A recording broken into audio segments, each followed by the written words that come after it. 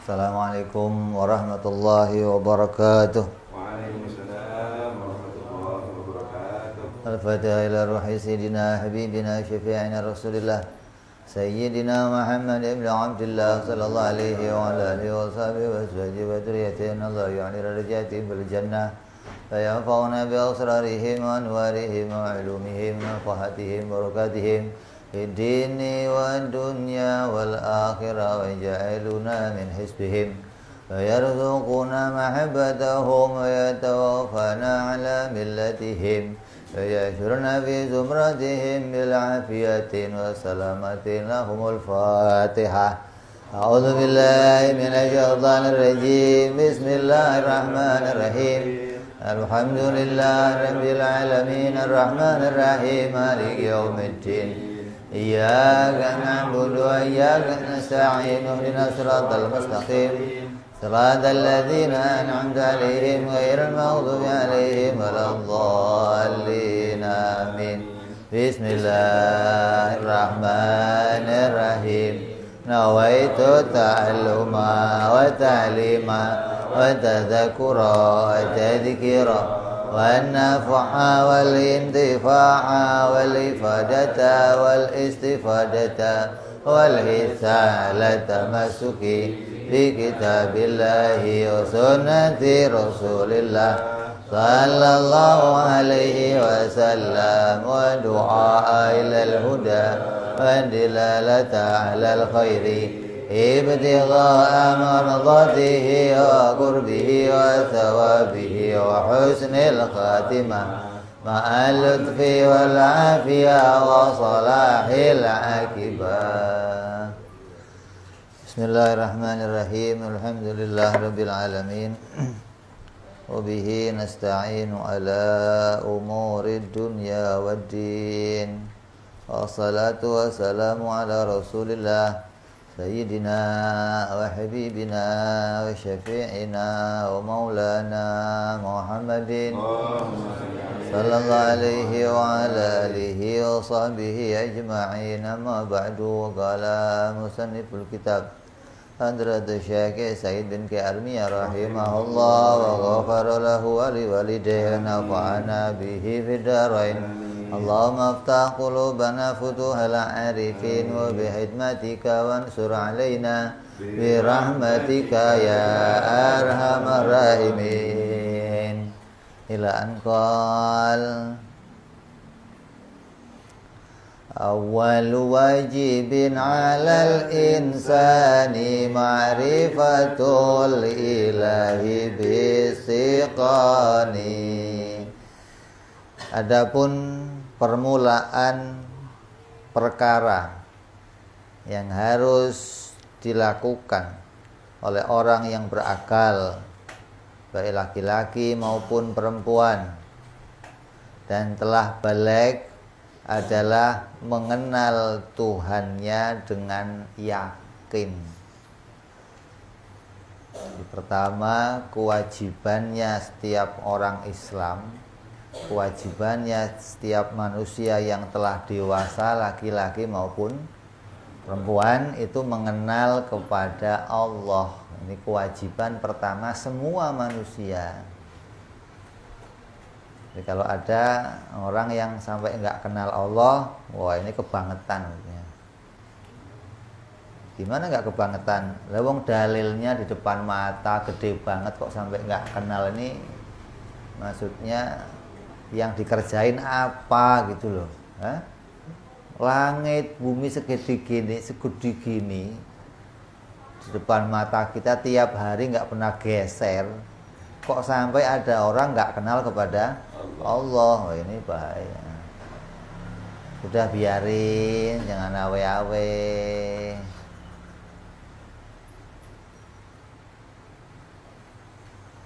Jadi kita ini diwajibkan mengenal kepada Allah Subhanahu wa ta'ala.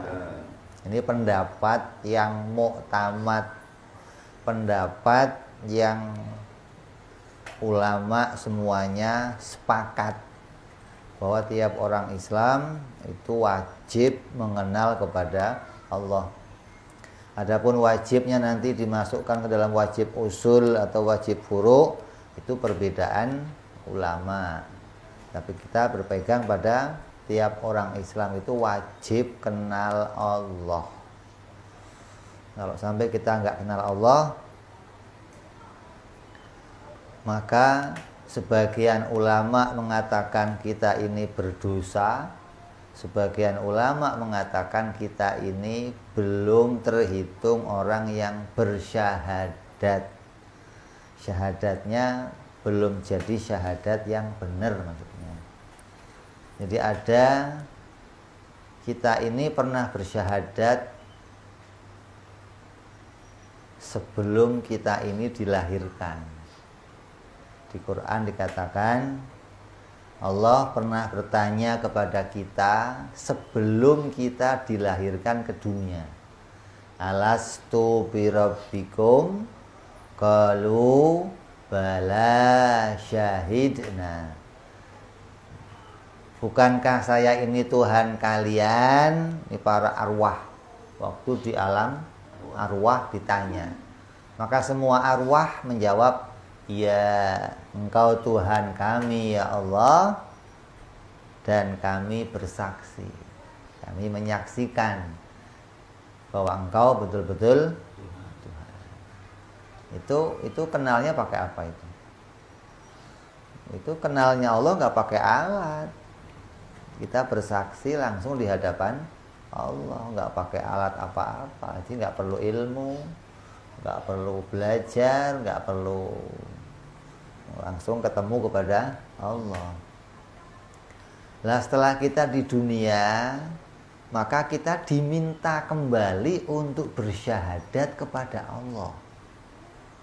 Setelah ruh itu dimasukkan tubuh kita, Allah berikan kita sarana akal, mata, telinga, dan semuanya.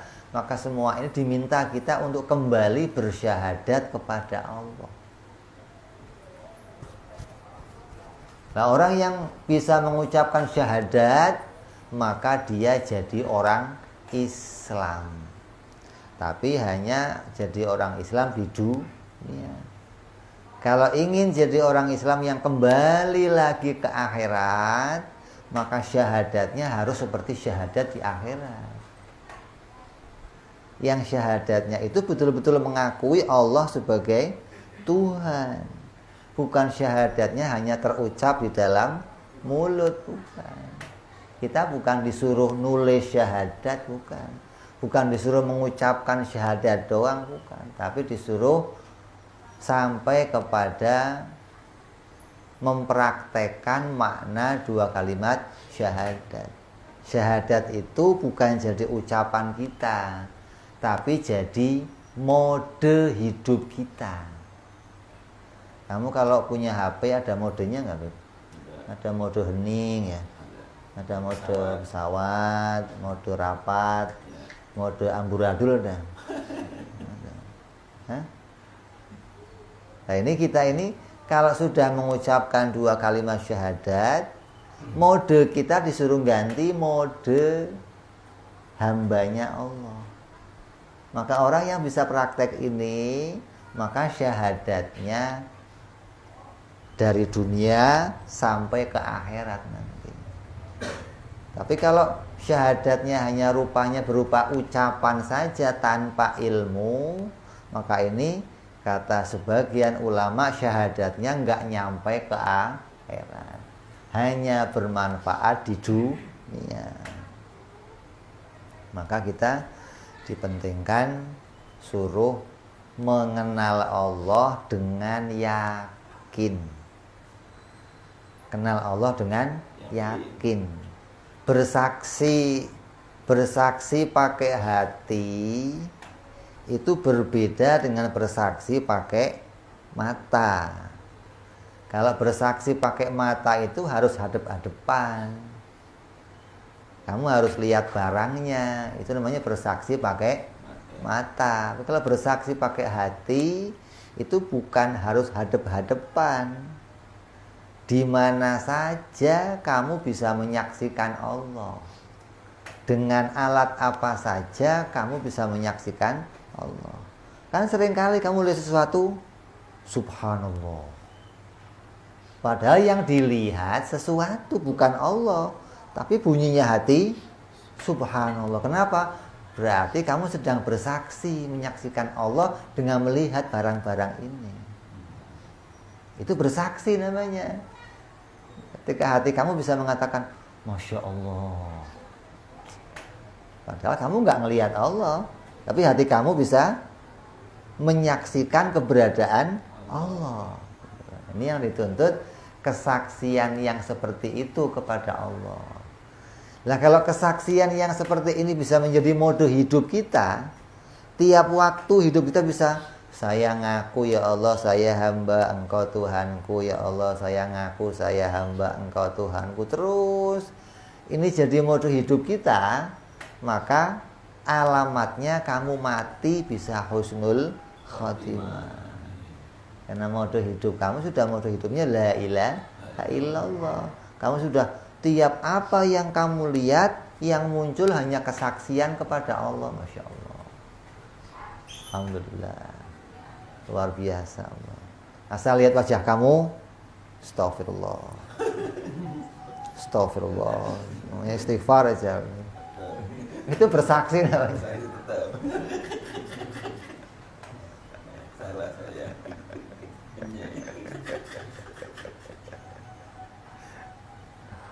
Saya lihat harem yang cantik, subhanallah. Subhanallahnya bukan pakai nafsu, bukan. Bener-bener subhanallah. Kalau pakai nafsu mah itu alasan aja. Dua kali subhanallahnya baru pakai nafsu kayak. Kamu itu kadang sering nutupin nafsu. Kadang mau pacaran aja, kalau dulu itu nggak boleh pacaran, terus sekarang bukan pacaran, ta'aruf. Manggilnya aja ya ukhti, sudah enggak darling, udah enggak. Oke nonton. Ya ukhti. Itu mah kamu namanya alasan aja mau melegalkan. Yalah. Ya. Jadi ini kita mau disuruh setiap waktu bisa bersaksi tentang keberadaan Allah. Hati kita itu selalu bisa menyaksikan Allah, gitu loh. Jadi kalau ini bisa ada pada kita, maka kita bisa jadi orang yang bersyahadat. Ini syahadatnya orang awam, bukan syahadatnya orang alim, bukan. Nanti syahadatnya orang alim lain lagi. Kalau syahadat kayak kita ini gampang. Mau minum, yes minum. Mau tidur, tidur. Mau makan, makan. Yang penting ingat Allah. Asal makan, ini dari Allah. Minum, ini dari Allah. Kita kerja, dapat rezeki dari Allah. Sudah, hidupnya sudah begitu saja. Nggak usah dibikin repot. Kalau syahadatnya orang alim bagaimana? Oh, nanti repot. Mau minum, mikir ini halal enggak, baik enggak.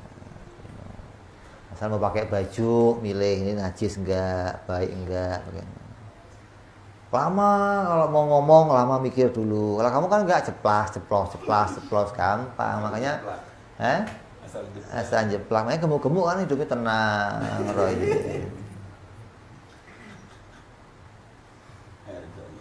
Ya.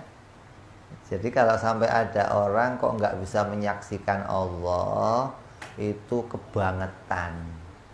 Allah katakan apa? Afala yanzuruna ilal ibili kaifa khuliqat wa ila samai kaifa rufi'at wa ilal jibali kaifa nusibat wa ilal ardi. Kenapa kok onta yang dipakai? Quran pakainya onta. Kenapa? Karena orang Arab bangun tidur lihatnya onta. Yang deket sama dia itu onta. Yang tiap hari dipikirin onta. Yang paling berharga pada masa itu onta. Makanya dikasih contoh onta. Nah, kalau kita kan enggak. Kita seringkali nyontohinnya gelas, kacamata. Kenapa? Ya yang di hadapan kamu, yang deket sama kamu. Nggak usah pakai yang jauh-jauh. Kenapa kok? Sebenarnya kok lagi-lagi gelas, Beb. Gelas, Beb. Lah kamu maunya apa? motor, kan susah ngambilnya saya motor di sono. Yang deket aja ini pakai, kan sama aja motor sama gelas kan sama. Pakai DP dulu. Terus kok langit? Nah, setelah yang di depan kita, orang itu senang ke atas lihatnya tuh. Wah. Yang nggak pernah geser-geser tuh. Yang gede banget, masa kamu nggak ngelihat? Gunung di hadapan kamu gede, apa kamu nggak ngelihat? Bumi yang kamu injek-injek, masa kamu nggak ngelihat? Nah, itu loh. Ini tandanya sudah di hadapan kita semua. Yang dekat sama kita ada, yang jauh di atas kita ada, yang jauh di hadapan kita ada, yang di bawah kita injek-injek ada. Ini dalil, ini bukti. Kalau sampai kok Allah sudah ciptakan sekian banyak makhluknya, ini kamu sampai nggak kenal Allah juga, oh ya wes, namanya sampai kata Allah apa? Balhum adzal, kamu itu lebih buruk dari hewan. Kenapa?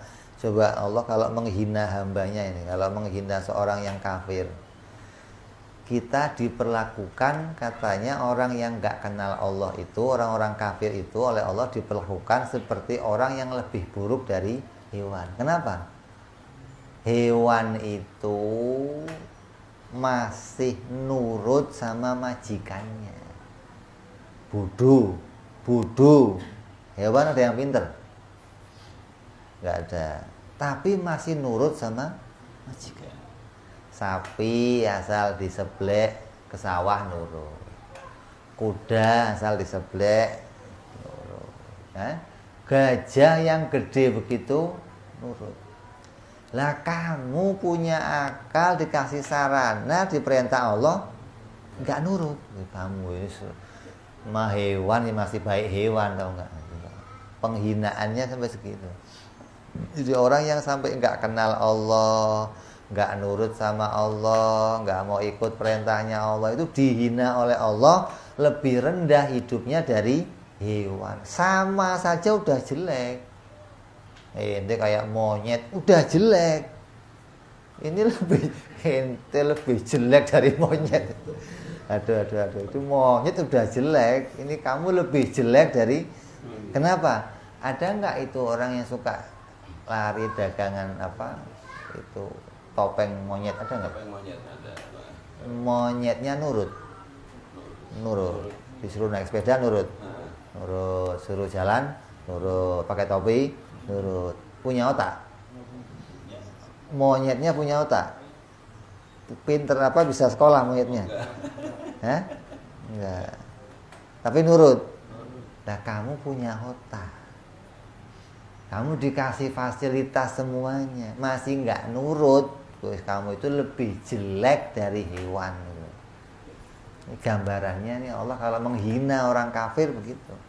Menghina orang-orang yang tidak mau mengenal Allah, tidak mau memperhatikan apa yang jadi perintah-perintahnya Allah, dihina sehina-hinanya oleh Allah. Juga ada hinaan bagi orang-orang yang taklid, yang kenalnya Allah itu ikut-ikutan. Allah hina juga. Seperti Allah ceritakan dalam Al-Quran bagaimana para nabi mendatangi kaumnya. Ketika para nabi mendatangi kaumnya, maka kaumnya menjawab, wahai nabi, kami sudah punya agama. Kami menyembah ini mengikuti nenek moyang kami. Maka kata Allah, ya ini orang-orang bodoh, ini orang-orang tersesat. Jadi Allah menghina, Allah merendahkan orang-orang yang ikut-ikutan. Orang yang taklid buta, taklid tanpa mau berpikir, itu oleh Allah dihina di dalam Al-Quran. Jadi kamu jangan sampai jadi orang yang taklid buta, taklid mengikuti orang lain tanpa mau berpikir. Nah sekarang orang sekarang ini yang taklid kepada orang lain gimana mau berpikir? Yang ditaklidin taklid lagi, nggak bisa ngajak mikir. Maka ini hati-hati, kita akan dapat penghinaan dari Allah. Kalau kamu beragama, keimanan kamu mengenal Allah itu hanya ngikutin orang lain, nanti orang yang kamu ikuti ikut lagi sama orang lain, yang diikuti ikut lagi sama orang lain. Ini yang benar mah kata orang itu jare bin jare, katanya bin katanya. Berarti nggak ada yang tahu sendiri ini. Sama kayak orang Nasrani. Orang Nasrani juga begitu. Mereka mengatakan Nabi Isa itu Tuhan katanya. Ya. Tanya, kata siapa? Kata bapaknya. Bapaknya kata siapa? Kakeknya. Kakeknya kata siapa? Kakek. Terus begitu terus. Nanti ujungnya apa katanya? Saya lihat sendiri Nabi Isa disalib. Nah, ujungnya tertipu. Bukan benar, bukan. Ujungnya tertipu. Lah, terus ngotot. Ngototnya kayak begini contohnya. Contoh ngotot ini. Contohnya ngotot. Imam masjid itu nama orang yang mimpin sholat namanya imam. Ada orang ngotot bukan namanya soleh. Di tempat saya yang mimpin sholat namanya soleh. Bukan pak. Yang mimpin sholat namanya imam. Bukan soleh. Gimana ente? Ente ngelempenginya gimana coba? Itu ngotot. Jadi nggak ngerti tapi ngotot. Kata dia, saya lihat sendiri. Ya, soleh. Kamu nggak kenal soleh sih. Kan berat ini. Kita mau ngomongnya apa coba? Pak, yang mimpin sholat namanya. Kira-kira selesai nggak itu?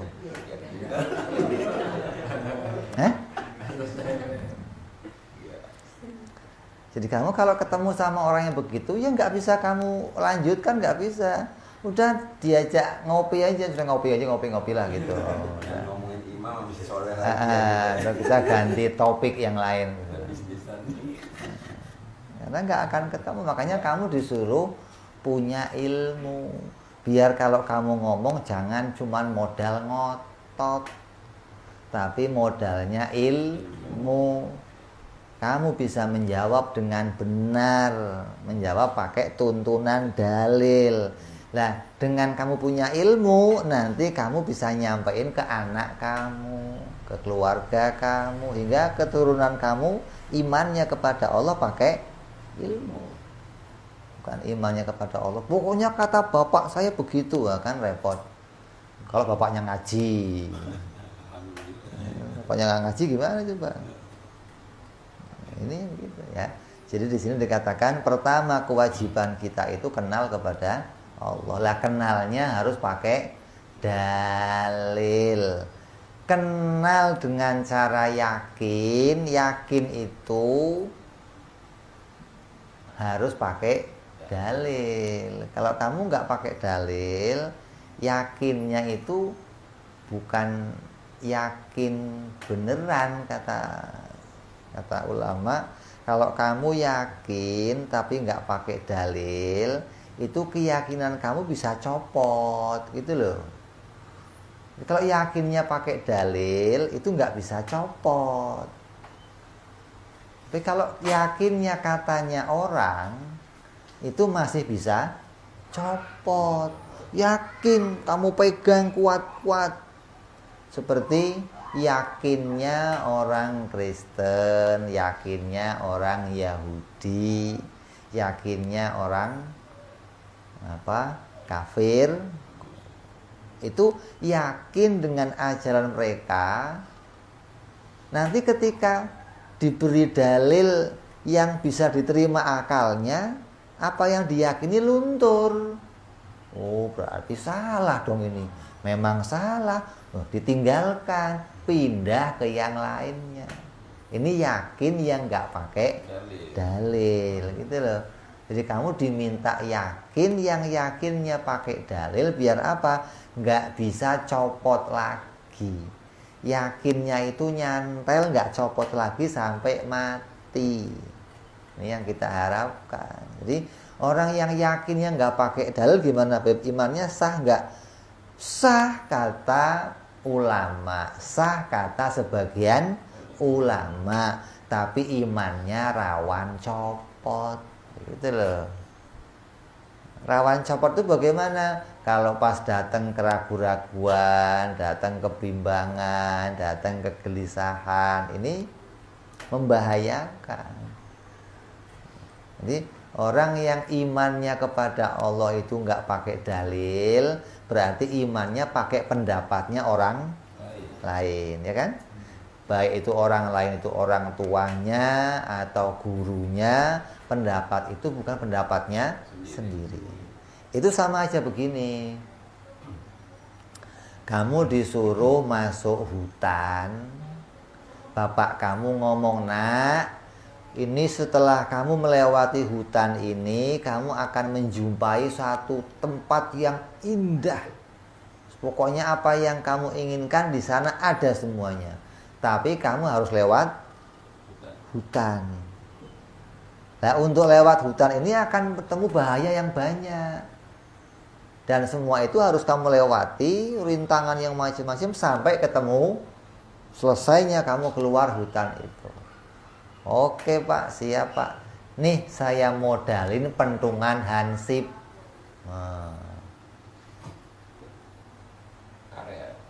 Oke, berangkat. Kamu percaya kata orang tua. Di sana ada kebahagiaan, pegang ini kuat-kuat. Nah, ketika kamu jalan, waktu ketemu musuhnya itu tikus, mah iya dong, ketemunya ular dong, ketemunya lah begitu gajah ketemunya. Ente pentong diem aja.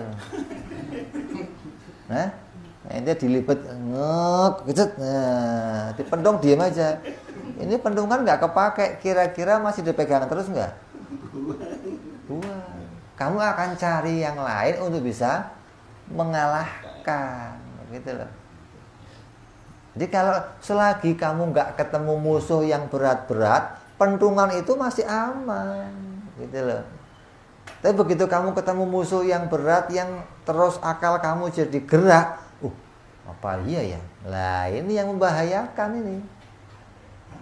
Makanya jangan sampai kita itu beriman kepada Allah modalnya hanya kata orang tua. Karena iman yang modalnya begitu, itu nanti kalau kamu ketemu sama orang yang di atasnya orang tua kamu, yang pinter, yang bisa menggoyahkan pikiran kamu, nanti pendapat orang tua kamu akan kamu lepas, mengikuti pendapat yang baru ini. Sekarang kan banyak. Kecilnya di musola, kecilnya ngaji alif-alifan, gedenya masih kecil tahlilan mau, maulidan mau, begitu gede anti maulid, pulang umroh, kitab, anti tahlil. Bapak salah. Kok bisa pulang umroh, pulang haji? Yang benar di Mekah. Di sana nggak ada tahlil, nggak ada maulid. Orang sini salah semua. Kenapa? Karena modalnya waktu dia melakukan itu taklid, ikut pendapatnya banyak orang. Ketika dia ketemu orang lain yang dianggapnya lebih hebat, berubah, ditinggalkan, walaupun dari kecil itu dipegang sama dia. Coba. Makanya kita itu nggak boleh ikut-ikutan di dalam keimanan karena akan membahayakan. Kalau urusan amal masih mending, itu aja sudah kamu keluar dari kelompok ahli sunnah kan berat. Padahal amal itu berbeda, nggak apa-apa, nggak ada masalah. Kamu mau tahlil boleh, nggak tahlil boleh. Kamu mau ziarah kubur boleh, nggak ziarah kubur boleh. Nggak terus yang ziarah kubur kafir, yang nggak ziarah kubur beriman. Oh, nggak ada urusannya. Nggak ada hubungannya ziarah kubur sama kafir atau nggak kafir, nggak ada hubungannya. Nah, yang dipermasalahkan apa? Yang tadinya dia seneng ziarah kubur, begitu ketemu orang yang lebih hebat dari dia, yang dianggapnya intelek, dianggapnya hafal Quran hadis, dia pindah. Meninggalkan ajaran bapak-bapaknya. Meninggalkan apa yang dipegang sejak kecil. Mengikuti pendapatnya orang yang baru ini. Ini kalau masalah amal nggak apa-apa, boleh. Lah yang repot masalah iman. Kalau tiba-tiba kamu pindah imannya apa enggak? Berat. Kalau tiba-tiba kamu geser hatinya apa enggak? Berat. Tuhan itu enggak satu.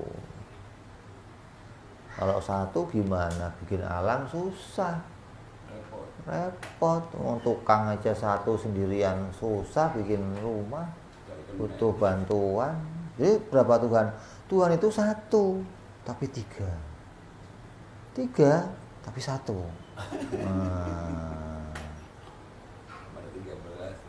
Itu begitu coba. Tuhan satu, tapi tiga. Tiga, tapi satu. Itu kalau yang nggak paham, itu dia bisa ngerjain macam-macam. Tiga. Nah, kalau kita yang diajak ngomong orang yang akalnya paham, yang nggak taklid, mengenal dalilnya Allah, maka kalau satu tapi tiga, berarti nggak berdiri sendiri. Berarti dia saling berhubungan. Berarti dia saling membantu. Nah, berarti dia lemah dong. Itu kalau akalnya ngerti dalil, kamu bisa mempertahankan keimanan kamu.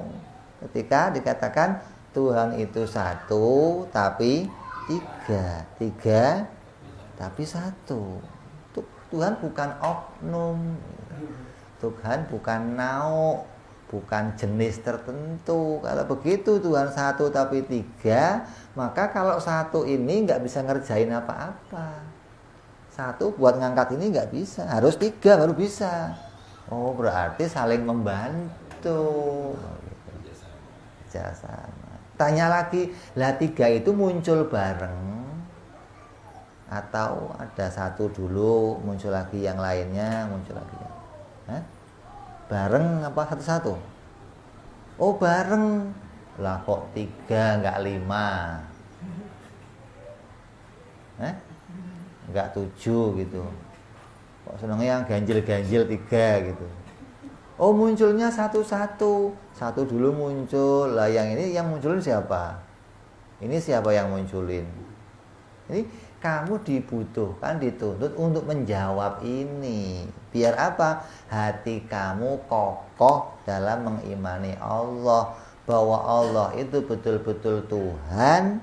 Dan tidak ada Tuhan lain selain Allah. Ya? Jadi butuhnya kenal Allah di sini, makanya kamu disuruh syahadat la ilaha illallah. Coba la ilaha illallah artinya apa? Tidak ada Tuhan selain Allah. Saya tanya, Allah Tuhan apa bukan? Allah Tuhan. Tadi kamu ngomong tidak ada Tuhan. Sekarang ngomong enggak ada Tuhan apa? Selain Allah. Yang kamu tidak adakan itu siapa? Tuhan yang mana?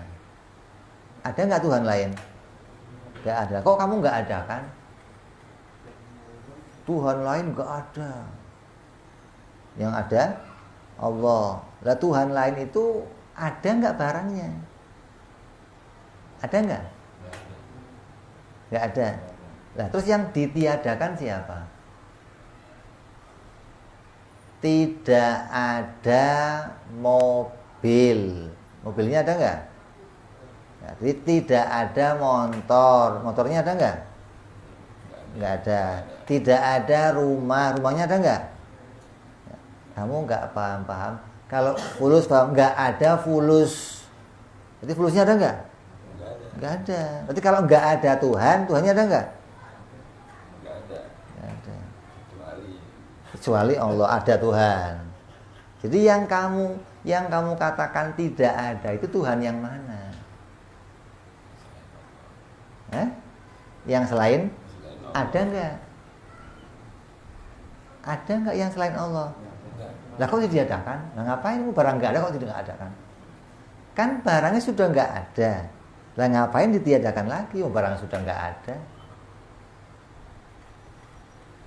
Lah yang dikhawatirkan kamu menganggap ada Tuhan, itu Tuhan, tapi bukan itu Tuhan saya Allah, itu mah Tuhannya orang Kristen, itu Tuhannya orang Buddha, Tuhan saya Allah. Jadi Tuhan ada berapa? Banyak. Wah ini berat lagi nih, hati-hati ini. Tuhan itu banyak, tapi yang saya sembah cuman Allah, yang lain bukan Tuhan saya. Jadi nggak beres berarti ngertiinnya.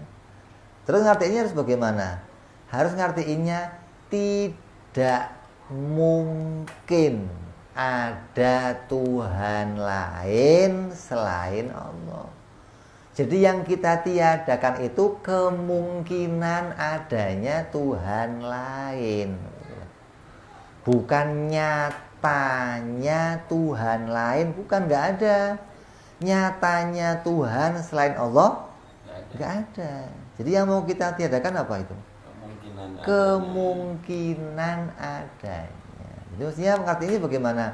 La ilaha illallah itu diartikan tidak mungkin ada Tuhan lain selain Allah. Sehingga waktu kamu mengucapkan la ilaha illallah, ketika la ilah itu yang diingat sudah Allah. Bukan ingat Allahnya waktu ilallah, bukan waktu la ilah Tuhan gak ada. Ilallah Tuhan ada. Wah ini kacau yang begini. Jadi waktu ngomong la ilaha itu sudah ingat Allah, karena sudah meyakini tidak mungkin ada Tuhan lain selain Allah. Ini makna yang harus kamu punyai waktu ngucapin dua kalimat syahadat. Jadi kalau nggak pakai ilmu, kamu nggak akan ngerti kalau Tuhan lain itu nggak mungkin ada. Kalau kamu pakainya kata bapak kamu, ikut kata guru kamu, nanti ketemu orang lain, ada Tuhan lain, bingung kamu. Apa iya? Kata bapak saya nggak ada. Itu ada Tuhan lain. Nah, mulai bingung. Ini yang bener yang mana ini? Bapak apa siapa ini? Kayak gini, kamu dikasih berita, ada orang datang ngasih berita, depan gor wali kota kebakaran. Percaya nggak kamu? Di depan gor wali kota itu kebakaran. Percaya nggak kamu? Umpamanya yang ngasih tahu itu guru kamu, yang ngasih tahu itu orang tua kamu. Lah orang tua kamu dari mana? Ketemu orang lain, dikasih tahu juga gitu loh. Ada kebakaran di gor, pulang ngasih tahu kamu, nak ada kebakaran jangan keluar, hati-hati. Oh iya pak, iya pak. Lah kamu ada orang lewat, iseng kamu tanya, pak di depan betul ada kebakaran? Enggak ada. Bapak gimana sih? Nah, bingung itu mulai kan. Yang betul siapa ini, bapak kamu atau orang yang lewat ini? Yang lewat ya belum tentu bener, nggak tahu.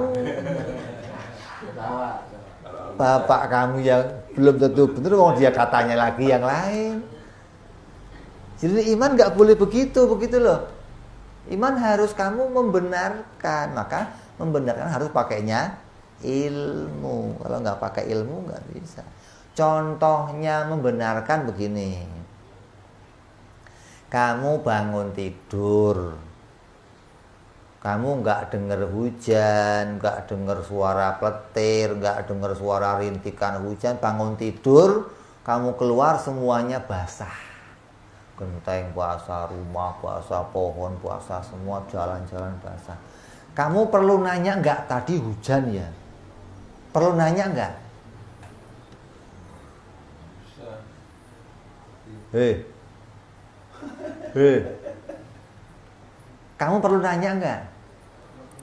Hah? Ya.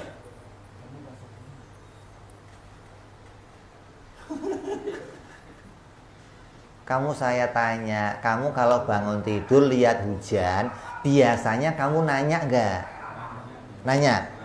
Sama siapa? Sama orang nanya. Tadi hujan gitu ya? Kenapa sebabnya nanya? Karena nggak lihat, gitu kan? Hah? Kalau yang ditanya saya, tadi hujan ya Pak? Saya pegang jidatnya. Kamu anget ya? Wong sudah tahu basah begini kok nanya? Emang dia kencing segini? Ludah rata. Hah? Perlu nanya nggak? Lah itu namanya bukti, gitu loh. Itu nyata. Kamu nggak lihat hujannya, tapi kamu yakin tadi pasti hujan. Kamu nggak perlu nanya. Kalaupun ada orang yang nggak tahu, kamu tahu tadi hujan. Kamu lihat enggak? Kok tahu? Itu buktinya.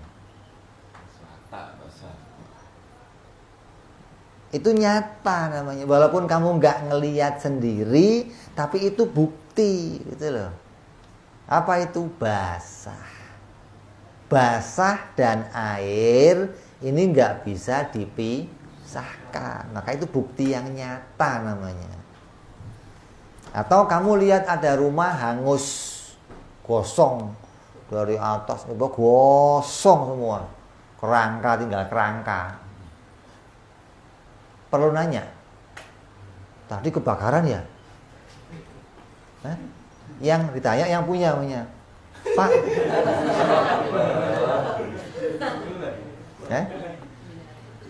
Pak, kebakaran ya Pak?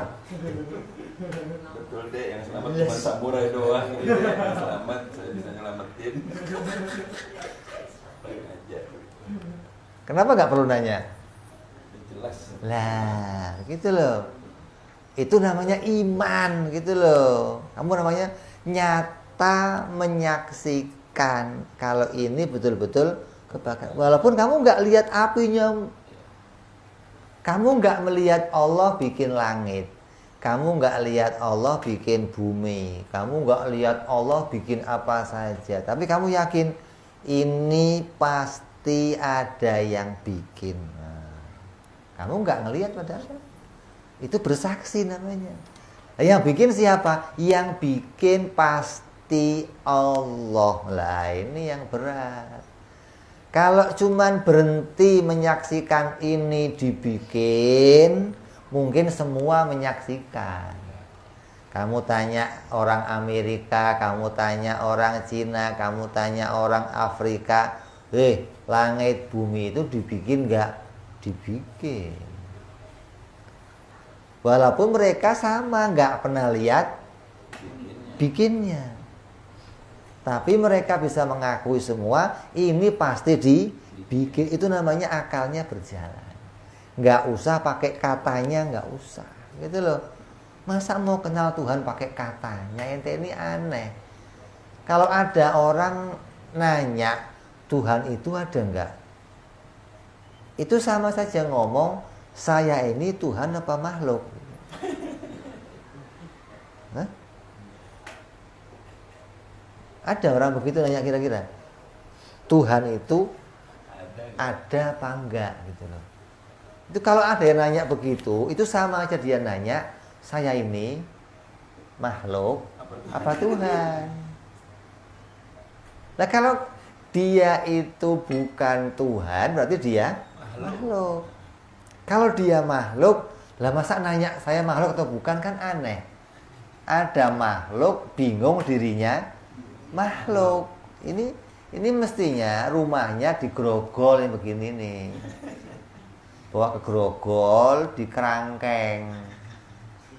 Kalau keluar pegang Quran hadis bahaya orang begini nih. Ya, jadi yang namanya dalil itu apa?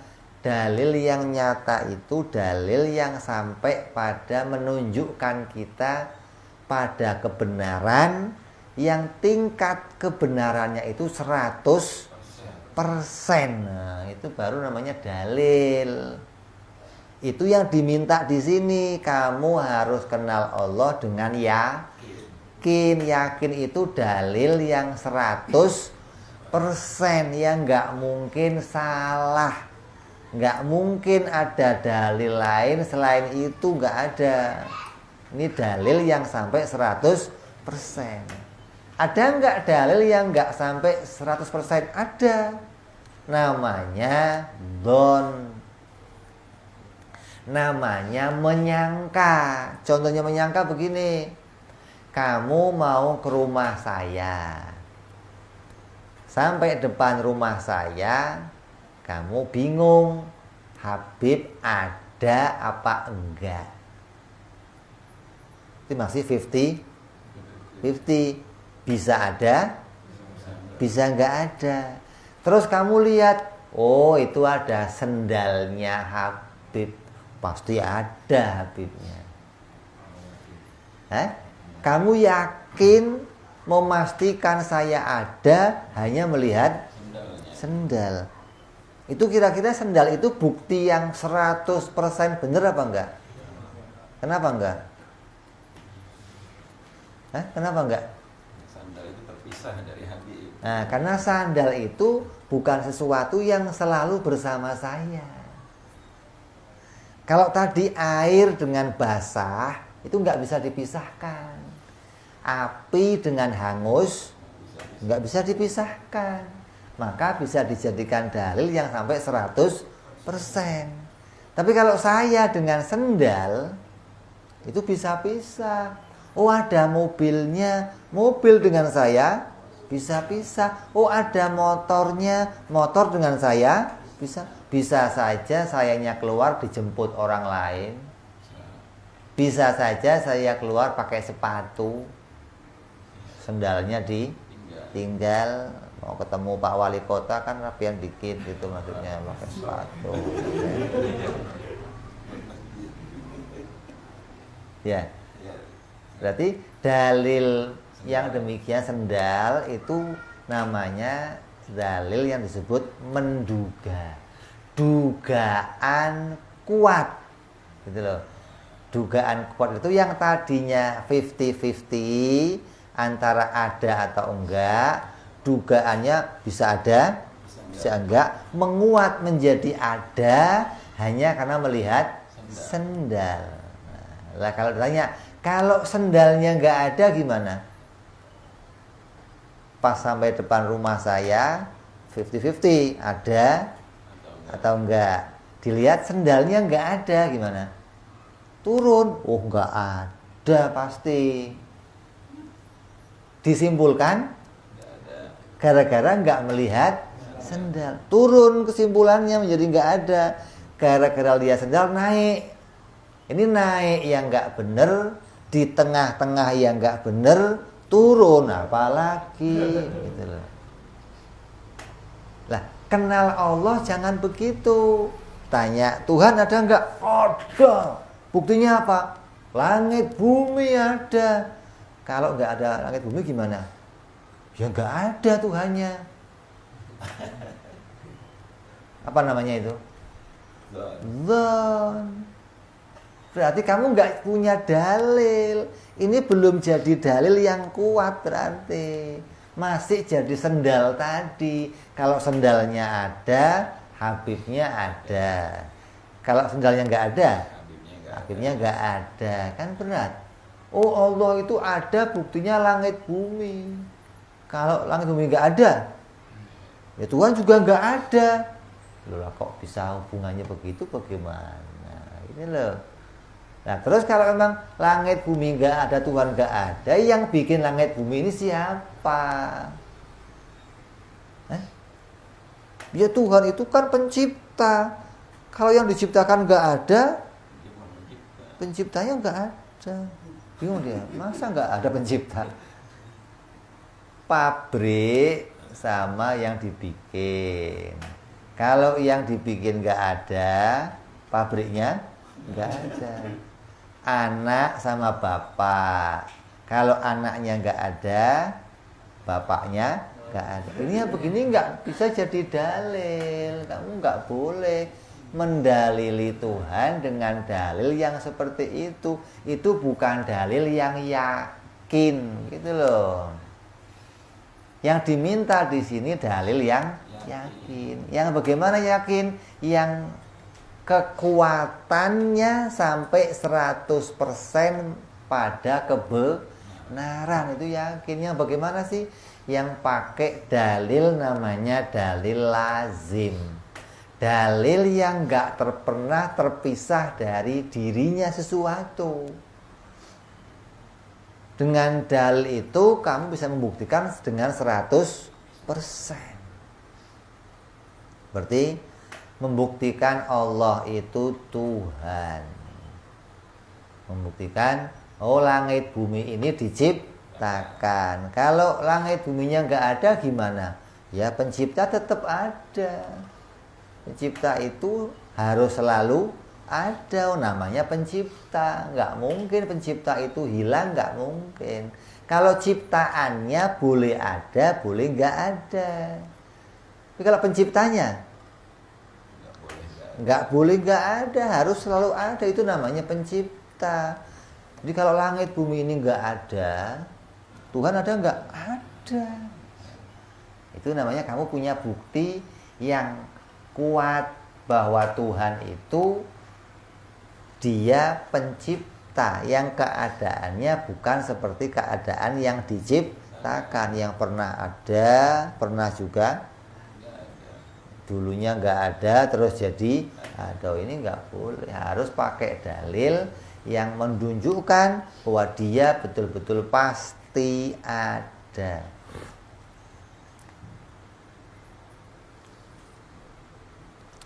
Lah terus yang kita minta untuk dibuktikan apa? Yang mau kita minta untuk membuktikan itu mengenali adanya Tuhan dengan sifat-sifatnya. Kenal Allah itu 3. Kenal zatnya, kenal sifatnya, kenal perbuatannya. Bukan? Kenal zatnya bagaimana? Mengenali zatnya ya harus pakai dalil, kenal sifatnya pakai dalil, kenal perbuatannya pakai dalil. Kalau nggak pakai dalil jadinya katanya. Kalau katanya berarti iman kamu yakinnya belum 100%.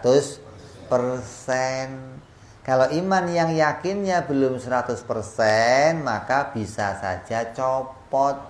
Dan iman yang seperti itu diperselisihkan sama ulama. Sebagian ngomong sah, sebagian ngomong nggak sah. Dikenal Allah itu harus pakai dalil. Yang mau kita kenali apa? Yang mau kita kenali itu Tuhan. Nanti kita akan satu-satu kita akan bicarakan. Akan kita kenali zatnya, sifatnya, dan perbuatannya. Ini akan kita kenali satu persatu hingga kamu betul-betul kenal kepada Tuhan. Kamu kenal sama orang itu juga pakai 3 ini. Kamu kenal sama Bibmu enggak? Oh kenal. Orang kan? Iya orang. Kan zatnya. Bisa aja zatnya malaikat. Berarti bentuknya cahaya. Bisa saja jin. Zatnya kenal dulu nih. Zatnya apa sih? Oh daging, tulang. Oh ya saya tahu itu kenal. Terus sifatnya kenal, tinggi, putih, ganteng, humoris. Ini kenal nih. Terus kenal pekerjaannya. Apa kerjaannya? Ini yang sulit.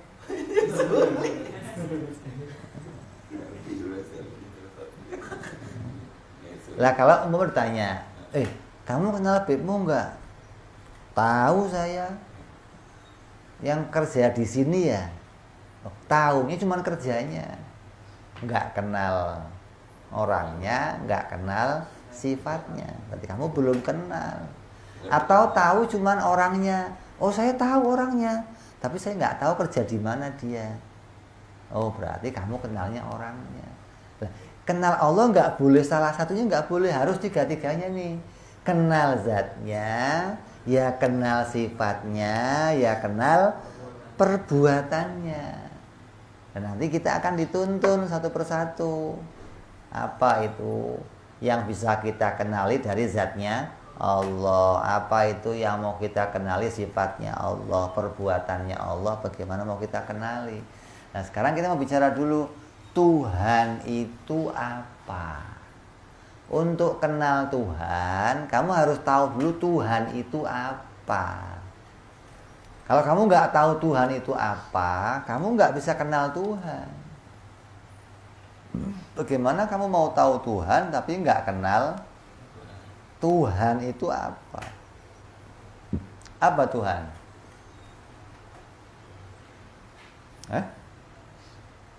Apa Tuhan? Suatu. Apa Tuhan itu? Kata sebagian kata agama, Tuhan itu zat yang berhak disembah. Kalau kamu katakan Tuhan itu yang menciptakan alam, nanti ditanya, kalau enggak bikin alam, Tuhan bukan. Tukang itu apa? Oh, tukang itu yang bikin rumah. Kalau enggak bikin rumah, tukang apa bukan? Bukan, nah berat kan? Berarti dia pensiun jadi Tuhan dong. Berarti Allah itu sebelum bikin alam belum jadi Tuhan. Setelah bikin alam baru jadi Tuhan. Kan berat kalau imannya begitu. Berarti dia jadi Tuhan baru setelah saya dibikin, baru dia jadi Tuhan. Ini nggak boleh begitu imannya. Kamu harus tahu Tuhan itu apa. Oh, kata sebagian mengatakan Tuhan itu yang berhak disembah. Makanya semua orang yang menyembah, yang menuhankan si anu, dianggap Tuhan, maka mereka menyembah. Karena kalau itu dianggap Tuhan, maka akan disembah. Oh, ini Tuhan, sembah. Ini Tuhan, sembah. Ini Tuhan, sembah. Nah, sekarang pertanyaan lagi, kalau memang Tuhan yang berhak disembah, lah yang berhak disembah yang gimana? Masih belum selesai kan? Betul, kalau dia Tuhan berhak disembah. Lah, kamu taunya dia Tuhan gimana? Nah, ini yang jadi pertanyaan. Nah, kamu sekarang disuruh membuktikan Allah itu betul-betul Tuhan. Dan nanti kamu dengan tuntunan ini, kamu akan menemukan, oh ternyata Allah betul-betul Tuhan. Selainnya Allah itu bukan Tuhan. Kamu akan dituntun dengan satu persatu pembuktian hingga hati kamu nanti akan mandiri. Kamu enggak diajak untuk taklid, enggak. Kamu enggak diajak untuk percaya ya Tuhan Allah ya, enggak. Kamu akan diajak oleh para ulama, oleh para musanniful kitab, kita akan diajak kepada mengenali Tuhan yang sebenarnya, bahwa Allah itu betul-betul Tuhan. Apa itu Tuhan? Tuhan itu yang tidak butuh pada segala sesuatu. Dan segala sesuatu membutuhkan dia. Itu takrif, definisi Tuhan yang harus kamu pahami. Kalau ada orang ngomong, oh Tuhan itu nggak terdefinisikan, Beb. Abstrak. Tapi saya yakin nih, Beb. Ini Memang ada beberapa ilmu yang kita itu bisa tahu tapi nggak bisa kita gantikan dengan kata-kata. Ada kayak kamu nemu manis, coba ceritakan manis. Enak pokoknya Beb lah, susah ngomongnya. Gimana sih manis itu apa sih Beb? Tentang manis. Suruh nerangin kan susah manis itu. Atau kamu suruh nerangin enaknya nyium. Perempuan kamu cium, enak. Coba ceritakan. Gimana rasanya? Pokoknya berdebar-debar dah gitu. Nggak bisa. Nah ini ketika kamu ditanya Tuhan, terus kamu jawab, susah Beb, Tuhan didefinisikan, tapi saya paham. Nah ini nggak benar. Allah berfirman dalam Quran, kata Allah, idza sa'alaka ibadi anni, wahai Nabi Muhammad, kalau ada yang nanya tentang aku, berarti kan boleh nanya tentang Allah. Bukan abstrak Allah itu, bukan gak jelas Allah itu. Fa inni qarib, katakan aku itu dekat dengan mereka. Ini Allah yang berfirman, berarti kita itu disuruh tahu tentang Allah. Tuhan dari apa? Zat yang segala sesuatu, yang tidak butuh segala dan segala sesuatu butuh sama dia. Itulah definisi Tuhan yang harus kamu simpan di hati kamu. Ini imannya awam kayak kita harus pakai definisi ini. Ketika zikir nanti la ilaha illallah. Ilahnya kamu ngerti, dia ilah itu namanya Allah. Nanti setelah kamu ngomongnya Allah, naik lagi dari sini ada zikir lagi orang-orang yang di atas, la ilaha illahu. Tidak ada Tuhan selain Dia. Dia siapa? Ya tadi yang nggak butuh segala sesuatu dan segalanya butuh sama.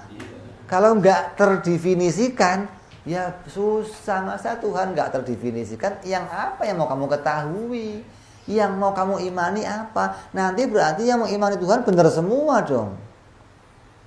Karena nggak terdefinisikan, hingga iman itu nggak terdeteksi, nggak ada kualifikasinya. Oh ini iman yang benar, ini iman yang salah, kan susah.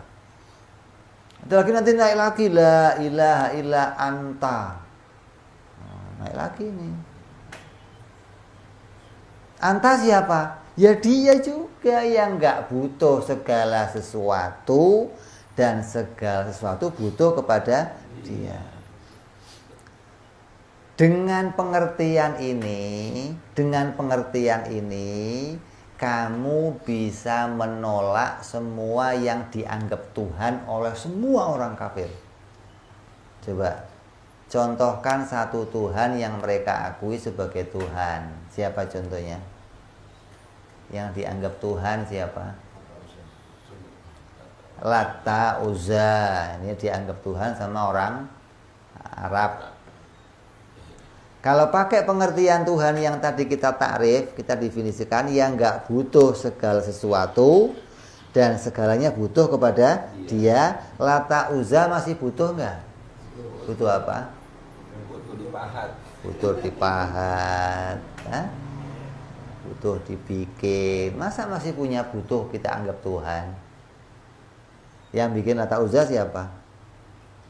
Orang Arab. Ya orang Arab aja sekali disembah, ngapain Lata Uzzanya? Dia yang bikin, masa yang dibikin malah disembah. Dia yang bikin nyembah yang dibikin. Ini pikirannya bagaimana coba?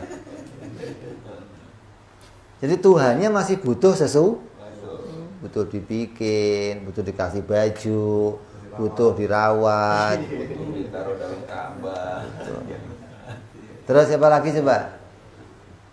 Yang dianggap Tuhan. Oh Tuhan itu ada di dalam surga. Kira-kira Tuhan bukan di surga? Kenapa bukan? Kalau ada di surga masih butuh apa dia? Butuh tempat. Tuhan yang nggak butuh segala Kalau dia di surga berarti dia bukan Tuhan. Gitu loh. Dengan pengertian ini kamu akan menemukan Tuhan yang sebenarnya. Karena semua kriteria yang mereka anggap Tuhan itu enggak memenuhi kriteria ini.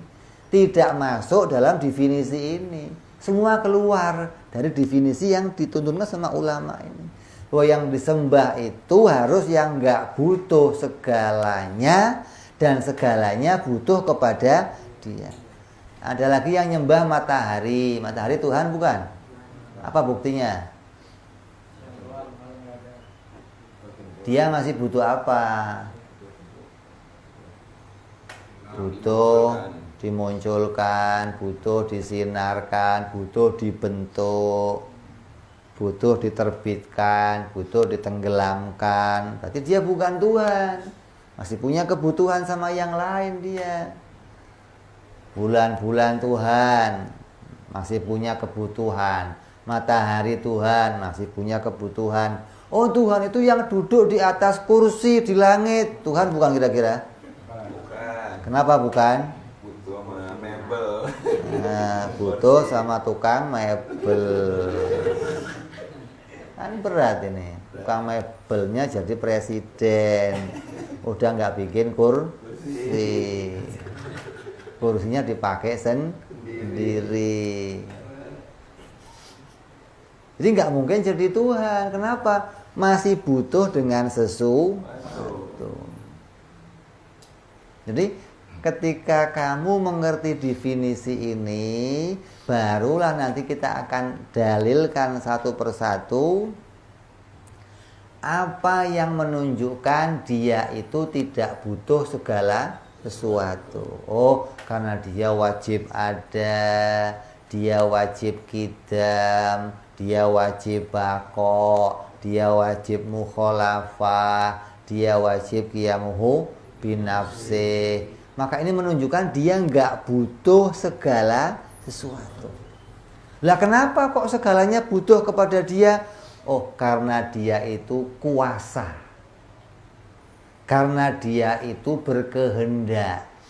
Karena dia itu berilmu. Karena dia itu hidup. Dan karena dia itu esa. Gak ada lainnya. Maka dengan sifat ini jadi bukti kalau dia itu dibutuhkan oleh segalanya dan dia tidak butuh segala yang lain. Maka definisi inilah yang ketika kamu ketahui, kamu akan tahu Allah itu betul-betul Tuhan. Kenapa? Karena yang punya semua kriteria ini hanya Allah. Dari mana tahunya kita? Yang punya kriteria ini dari Allah, yang ngasih tahu utusannya. Kalau kamu cuma tahu Tuhan, itu akal yang berjalan. Tuhan harus begini, harus begini. Lah, yang begini ini namanya Allah. Dari mana taunya? Dari Nabi Muhammad Sallallahu Alaihi Wasallam. Kita nggak akan tahu namanya Allah kalau Allah nggak mengutus utusannya kepada kita. Kita hanya tahu Dia. Yang bikin alam siapa? Dia. Yang bikin matahari siapa? Dia. Yang bikin bulan siapa? Dia. Dia siapa? Dia yang tidak butuh segalanya dan segalanya butuh pada Dia, maka itulah Tuhan. Ini definisi yang harus kamu tahu. Kalau kamu nggak tahu ini, berarti kamu kenalnya Allah sebagai Tuhan itu katanya orang tua. Jadi kalau kenal namanya, memang harus katanya. Karena nama itu nggak bisa dipikir. Kamu kenalan sama orang, bro, nama kamu siapa bro? Diem aja orangnya. Terus kamu pikir, kira-kira namanya Ali kali ini. Bisa nggak begitu? Oh, atau namanya Sugeng, hah? Atau namanya, bisa dipikir? Harus orangnya ngomong. Oh, nama saya Anu. Oh, gitu. Nah, Allah juga begitu. Tapi kalau kriteria ketuhanan bisa dipikir. Karena kriteria ketuhanan sesuatu yang tidak mungkin keadaannya sama dengan makhluk. Maka dengan keadaan ini kita bisa kenali Allah. Dalam bahasa sekolah ilmiah, bahasa intelek, kita pakai sistem namanya sistem Nagasi. Nagasi itu mengenal dari arah kebalikannya atau salbiyah kalau bahasa kita, gitu loh. Zatnya bagaimana? Harus kenal zatnya? Oh, nggak bisa. Jadi pakainya dengan salbiyah. Oh, zatnya atau wujudnya yang tidak menempat. Kalau yang wujudnya menempat pasti butuh sesuatu, maka dia bukan Tuhan. Oh, yang wujudnya kidam. Kenapa? Kalau dia nggak kidam berarti baru. Kalau baru masih butuh sesuatu, dia bukan Tuhan. Yang wujudnya bakok. Kalau dia bakok, dia nggak berakhir, maka dia nggak butuh sesuatu. Kalau dia masih bisa berakhir, berarti dia masih butuh sesuatu. Ini pakainya tidak.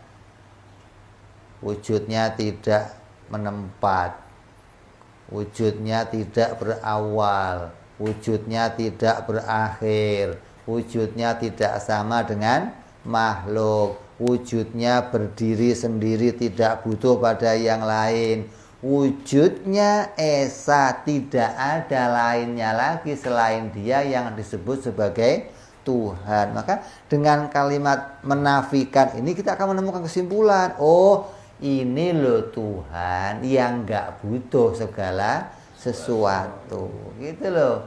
Gak butuh tempat, gak butuh diciptakan, tidak butuh teman, tidak butuh penolong, tidak butuh penyempurna. Maka nanti akan kita jelaskan satu persatu apa saja yang tidak dibutuhkan oleh Tuhan, hingga kamu tahu, oh, ini loh yang namanya Tuhan. Bukan cuma katanya ini Tuhan, bukan, tapi kamu betul-betul bisa menemukan, bisa menyaksikan Allah itu betul-betul Tuhan. Terus dia tidak butuh pada segalanya. Kenapa? Kudrat. Yang bagaimana kudratnya Allah? Sama pakainya salbiyah juga. Oh, kudratnya yang nggak pakai alat, kehendaknya yang nggak pakai angan-angan, ilmunya yang nggak pakai mikir-mikir, hidupnya yang nggak pakai nyawa, melihatnya yang nggak pakai mata, mendengarnya nggak pakai telinga, bicaranya nggak pakai mulut. Ini tidak semua, karena kamu nggak mungkin menembus langsung Allah itu begini, nggak bisa. Hingga ketika kita mau yakin adanya Allah, kita pakainya salbiyahnya, atau kita nafikan sesuatu yang tidak layak bagi Allah, hingga ketemu kesimpulan. Apa kesimpulannya? Oh, kalau begitu dia nggak butuh segala sesuatu, dan segalanya butuh pada dia. Pegang kuat-kuat ini. Ini Tuhan yang saya sembah. Lah namanya siapa? Wah, nggak tahu saya namanya. Tapi Tuhan pasti yang begini. Kalau nggak begini bagaimana? Kalau nggak begini mesti makhluk. Adanya cuma dua. Kalau bukan Tuhan, makhluk. Jadi kamu dengan definisi ini bisa menemukan ini loh Tuhan yang sebenarnya. Kalau nggak begini, makhluk. Namanya siapa? Saya nggak tahu.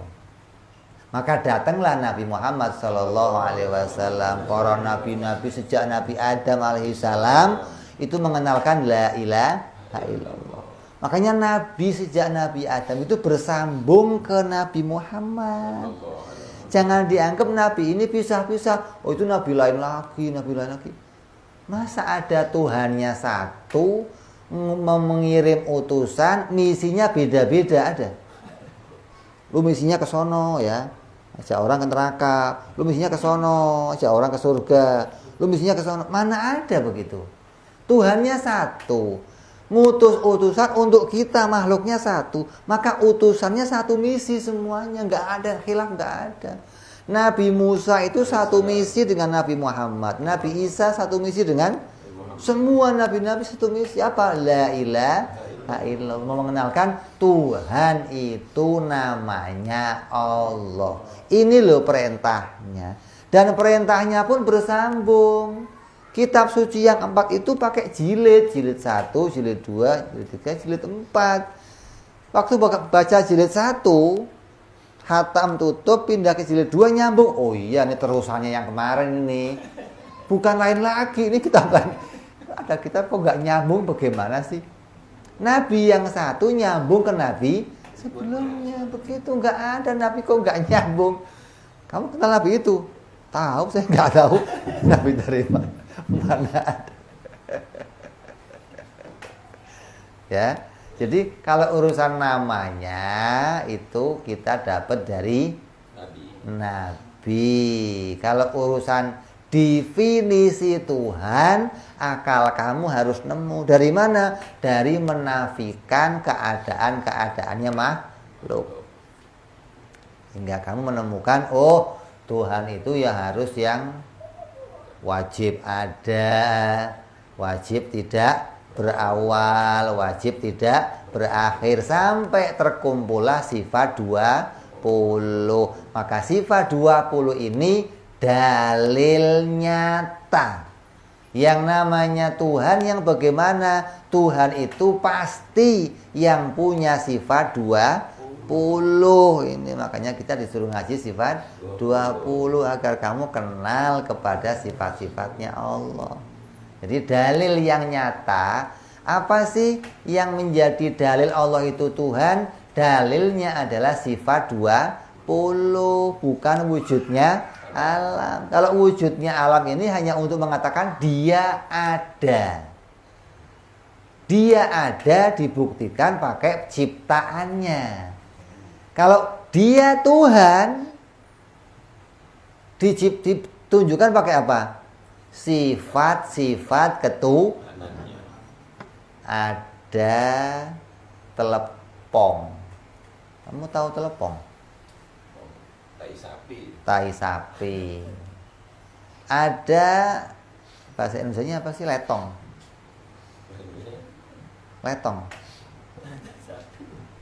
Tai sapi. Ketika kamu lihat tai sapi, maka pikiran orang normal akan mengatakan di sekitar sini pasti ada sapi. Buktinya mana? Nih kotorannya. Kalau ada kotoran sapi, mesti di sekitar sini ada sapi. Dicari terus, coba cari sapi mana? Ketemu kambing, sapi, onta. Yang sapi yang mana ini?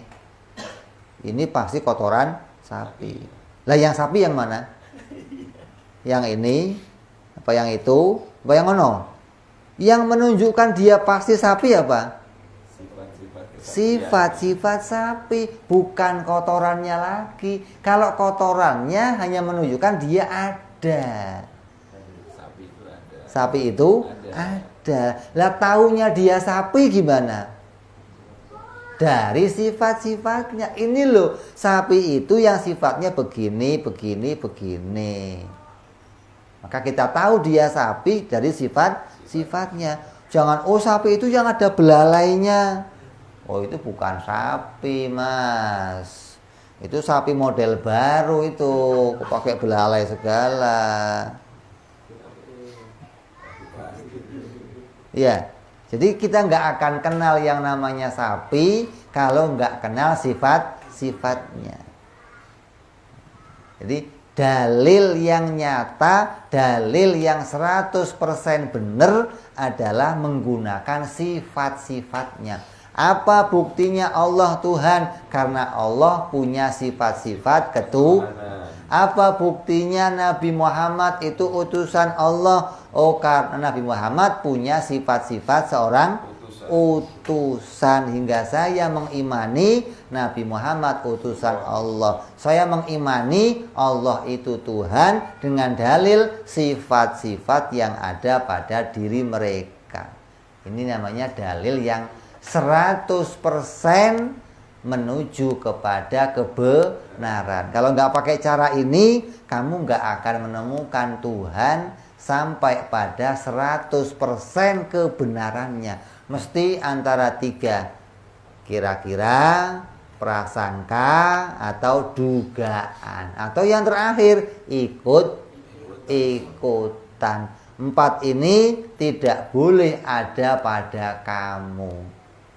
Iman kepada Allah dengan 4 ini kata sebagian ulama kafir. Artinya imannya nggak diakui di akhirat. Kata yang lainnya lagi, oh cukup 3 ini, yang 1 enggak.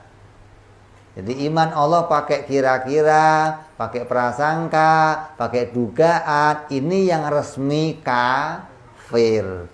Kalau yang ikut-ikutan bagaimana? Masih ada yang mengatakan iman, asal keyakinannya nggak copot sampai mati. Nah, menjaga keyakinan nggak copot sampai mati bagi yang ikut-ikutan ini berat.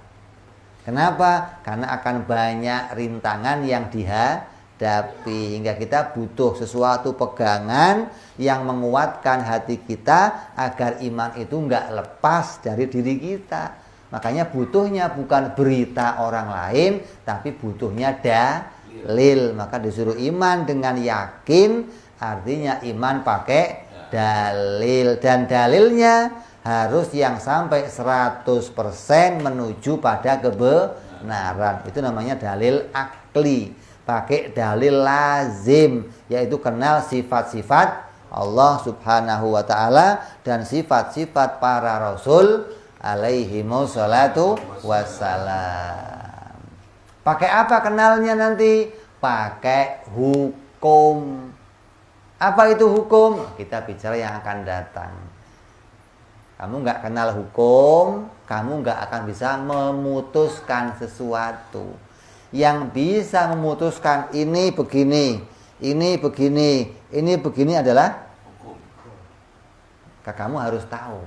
Kalau kamu nggak tahu, kamu nggak bisa memutuskan sesuatu. Kita akan sambung perjumpaan yang akan datang insya Allah. Mudah-mudahan Allah panjangkan usia kita, Allah sehatkan kita semua, Allah kumpulkan kita di tempat-tempat majelis ilmu, Allah buka hati kita, Allah luaskan hati kita, Allah terangkan hati kita, Allah jadikan hati kita hati yang ma'rifat kepada Allah, kenal kepada Allah, yakin kepada Allah, menemukan dalil-dalilnya Allah, hingga hati kita nggak goncang lagi, tidak goyah lagi, kokoh sampai hari kematian kita, mati mengucapkan kalimat la ilaha illallah Muhammadur Rasulullah sallallahu alaihi wasallam. Insya Allah selamat di dunia sampai di akhirat. Insya Allah, amin ya rabbal alamin. Ini saja, kita sambung perjumpaan yang akan datang. Wallahu a'lam bishawab. Wa ila hadratin nabi.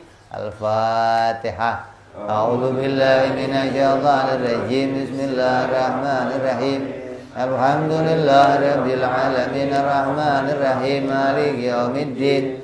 Iyyaka na'budu wa iyyaka nasta'in ihdinas siratal mustaqim. Siratal ladzina an'amta 'alaihim ghairil maghdubi 'alaihim waladdallin. Amin. Ya Rabbana tarabna بأننا اقتربنا وأننا أسرفنا على لظى أشرفنا فتوب علينا توبة ترسل كل حوبة واستر لنا أورادي واغفر لوالدينا ربي ومولودينا والآل والإخوان وسائر الهلان وكل ذي محبة أو جيرة أو صحبة والمسلمين أجمعين فضلا وجودا منا لا باكتساب منا بالمصطفى رسولي نضى بكل سولي صلى ربي عليه أنت الحب وآله وصحبه عداد طرس صحبي والحمد للإله fil badi wa tanahi. Subhana rabbika rabbil izzati amma yasifun. Salamun alal mursalin walhamdulillahi rabbil alamin.